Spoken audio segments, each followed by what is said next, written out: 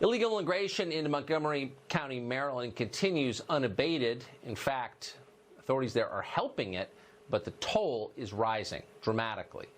Olawakayode Adebusuyi is an illegal immigrant from Nigeria. According to county authorities, Adebusuyi recently raped an intoxicated woman inside her car.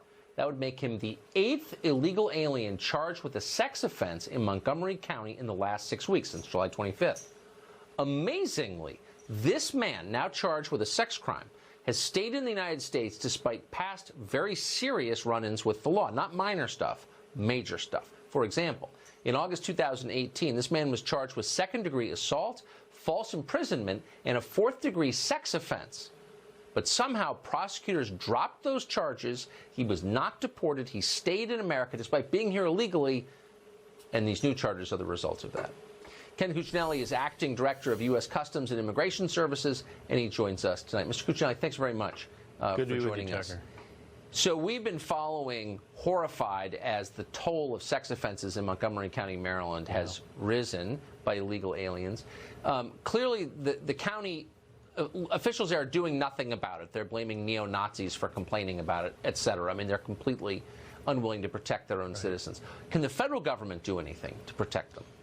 Well, of course, ICE, even though Montgomery County won't fully cooperate with ICE, ICE still does its job of removals when criminals come to their attention. You noted this most recent illegal who was charged with sexual assault, rape, most recently, had previously been identified to law enforcement. Well, they didn't let ICE know last summer when they had this person in their custody.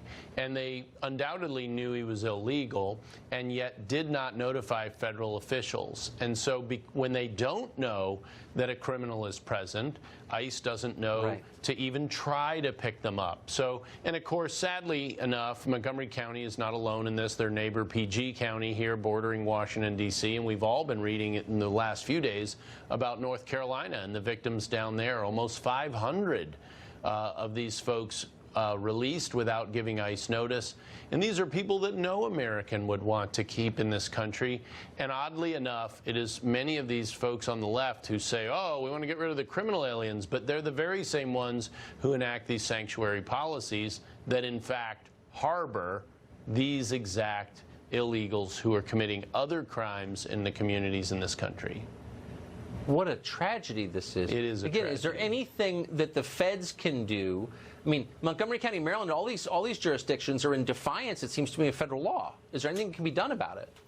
Well, they're certainly not cooperating with federal law, and I can tell you as a former attorney general that it is a long, really nonpartisan history of law enforcement of cooperating across levels, federal, state, and local law enforcement. This is a very recent phenomena, Tucker, where people see political advantage to playing games with law enforcement and public safety on the left.